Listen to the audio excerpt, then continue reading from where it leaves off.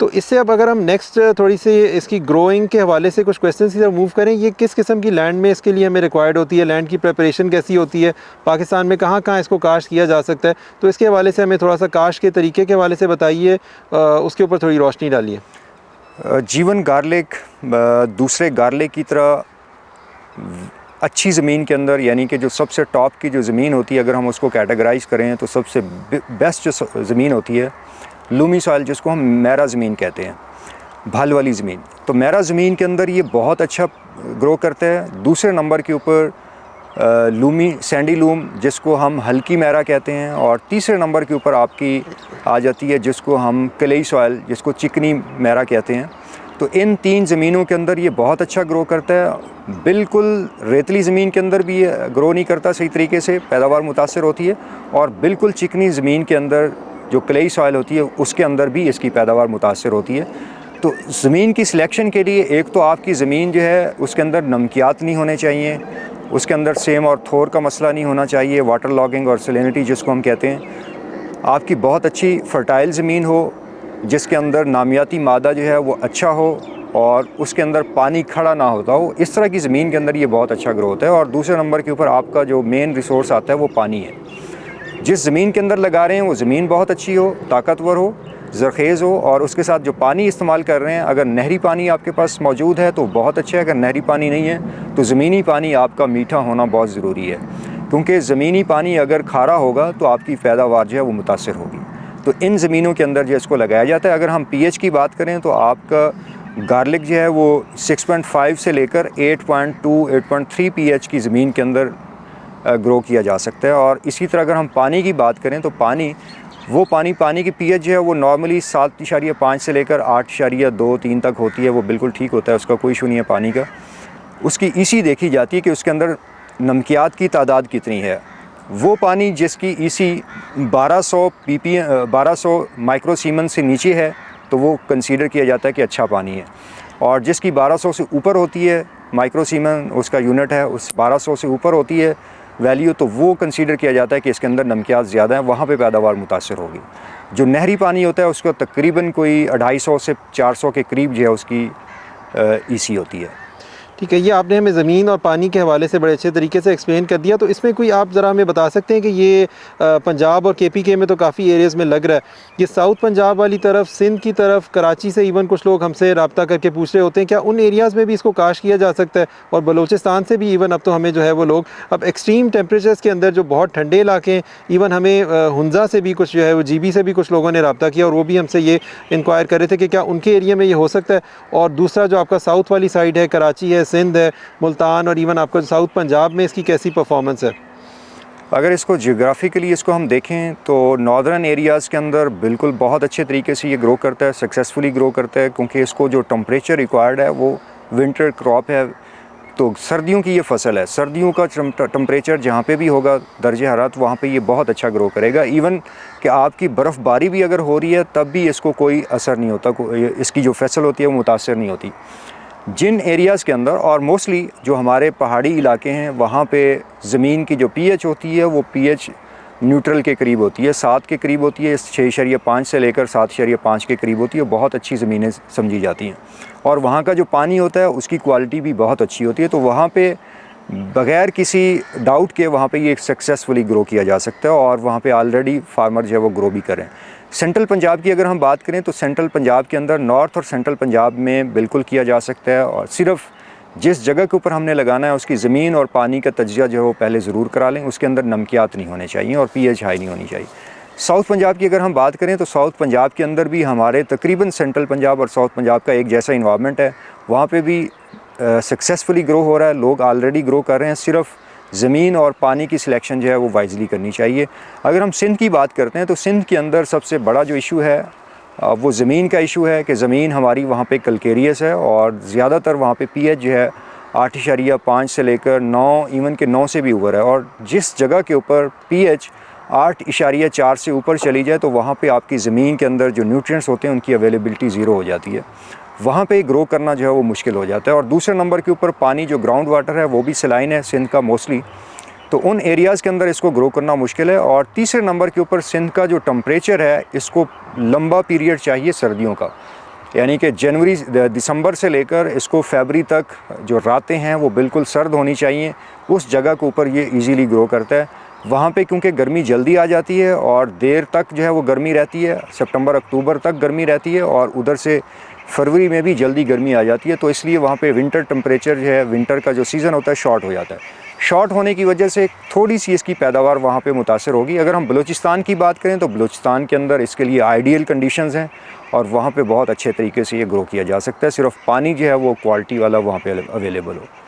Thank you very much. Irfan साहब, इसमें आप ये भी हमें बता दीजिए कि ये तो आपने बता दिया कि कहाँ कहाँ पे ग्रो हो सकता है और ज़मीन और वाटर की सिलेक्शन के बारे में भी आपने बता दिया। अब अगर आप हमें बताएं कि इसकी जो ज़मीन है उसके अंदर, इसके अंदर जो हम खाद वगैरह इस्तेमाल करते हैं, इसकी बेसल डोज़ के अंदर जो हमने खाद इस्तेमाल करनी है, और ज़मीन की तैयारी के हवाले से कुछ हमें ब्रीफली अगर आप बता दें नए फार्मर्स के लिए कि इसकी ज़मीन को किस तरीके से तैयार किया जाता है, और पहले उसके अंदर क्या हमें कोई फसल काश्त करनी चाहिए जीवन से पहले, या हमें जंतर काश्त करना चाहिए, उस हवाले से हमें कुछ आप गाइड कर दें। जी, बहुत अच्छा क्वेश्चन किया है कि ज़मीन की तैयारी जो है वो इसका बेसिक एलिमेंट है। अगर ज़मीन अच्छे तरीके से तैयार ना हो तो बहुत सारी जो पैदावार होती है इसकी वो मुतासर होती है। उसके लिए जो पहला स्टेप है, जैसे ही आप फसल को हार्वेस्ट करें, जो पहली आपकी फसल है उसको हार्वेस्ट करने के बाद ज़मीन को आप तैयार करें। ज़मीन तैयार करने के बाद आपने 10 से 14 ट्रालियाँ जो है गोबर की डालनी है, जो कि अच्छी तरह गला सड़ा गोबर होना चाहिए। वो डालने के बाद आप उसके अंदर प्लोइंग करें, हल चलाएं, और हल चलाने के बाद फिर आप उसको पानी भर के लगा दें। जब आप पानी भर के लगाएंगे तो उसको गलने सड़ने के लिए नाइट्रोजन की ज़रूरत होती है, और उस नाइट्रोजन को ज़मीन से लेने की बजाय आप अगर ऊपर से छट्टा कर देते हैं यूरिया का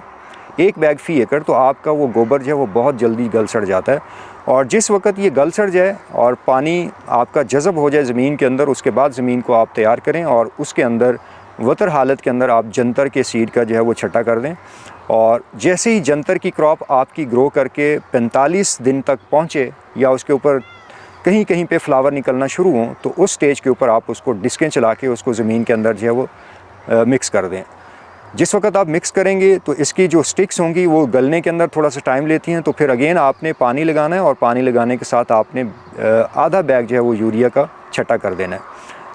तो आधा बैग अगर आप यूरिया गोबर के अंदर कर दें पूरे बैग की बजाय, और आधा बैग यहाँ पे यूरिया छटा कर दें, तो बहुत इजीली ये गल सड़ जाता है। और उसके बाद जब आपकी ज़मीन वतर के अंदर आए तो उस वक्त आप इसकी ज़मीन को प्लोइंग करें, हल चलाएं, रूटावेटर चलाएं, और उसके बाद बेड निकालने के बाद आप इसको सोइंग कर दें। ठीक है इरफान साहब, इसमें आपने ज़मीन की तैयारी के हवाले से बता दिया। अब ये बता दीजिए कि 1 एकड़ के अंदर इसका सीड कितना लगता है, अगर ड्राई फॉर्म के अंदर हम देखें, बल्कि वेट की कन्वर्जन भी बता दें कि वेट में मुझे कितना बुक करवाना होगा ताकि 1 एकड़ का सीड यानी कि हमारा पूरा हो जाए, और उसके अंदर कितने सीड लगते हैं और कितना यानी कि उसके अंदर हमारे प्लांट्स उसके अंदर 1 एकड़ में कितने होते हैं। अगर हम ड्रिप इरिगेशन सिस्टम की बात करें तो यहाँ पे 42 इंच के बेड के ऊपर हम 4 लाइनें लगाते हैं, और इसके ऊपर हमारे जो पौधों की तादाद होती है तकरीबन 52,000 से लेकर कुछ 60,000 के करीब होती है। और ये 52,000 से 60,000 के करीब अगर हम